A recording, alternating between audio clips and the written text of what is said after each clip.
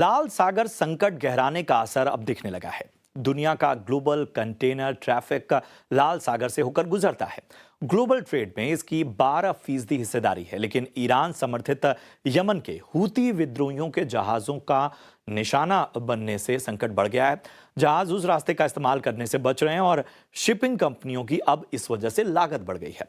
भारत की किन कंपनियों पर इसका असर पड़ेगा और सरकार संकट को दूर करने के लिए क्या कदम उठा रही है, हमारी सहयोगी सुमिता करीर से चलिए जानते हैं। सुमिता, ये संकट गहराता जा रहा है, विकल्प जो है वो महंगे होते जा रहे हैं, जरा बताइए आपके पास क्या डिटेल है? रेड सी क्राइसिस के चलते, एडवांस कंट्रीज में रिसेशन के चलते और amidst falling commodity prices, India जो है वो has been able to achieve positive merchandise growth, क्योंकि एक्सपोर्ट्स जो हैं वो 3.1% ईयर ऑन ईयर ग्रो किए हैं। ये गवर्नमेंट सोर्सेज ने बताया है। इनफैक्ट जो ट्रेड डेटा रिलीज हुआ है जनवरी 2024 के मंथ के लिए, उसमें ये भी पता लगा है कि ट्रेड डेफिसिट जो है इंडिया का वो $17.9 बिलियन तक घटा है जनवरी के महीने के लिए। इनफैक्ट अगर हम डेटा देखें तो उसमें यह भी पता लगता है कि जनवरी 2024 में एक्सपोर्ट से $36.92 बिलियन, जो जनवरी 2023 में $35.80 बिलियन थे, जो अप हुआ है।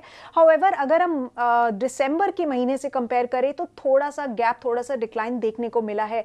बट ओवरऑल जो गवर्नमेंट सोर्सेज हैं वो ये कह रहे हैं कि डिफिकल्ट सर्कमस्टांसेस के चलते इंडिया ने एक डिसेंट मोमेंटम जो है वो सस्टेन किया है एक्सपोर्ट्स ग्रोथ में, और ये काफी volumes, it speaks volumes about exporters and the exporting community.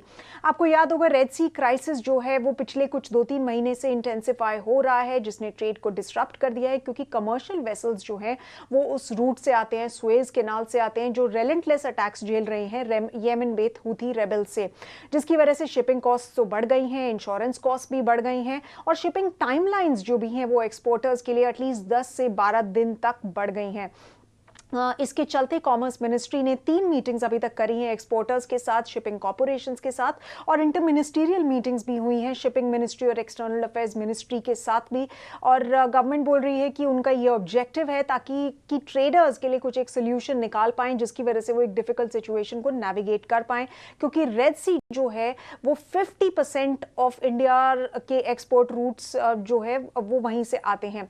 In fact centre ने ये भी बताया है, सोर्सेज ने, कि उन्होंने बैंक से बातचीत की है ताकि मैक्सिमम क्रेडिट पॉसिबल जो है वो दिया जा सके शिपर्स को और बिजनेसेस को, और इंश्योरेंस रेट्स जो हैं वो इंक्रीज ना किए जाएं इन डिसरप्शंस के चलते।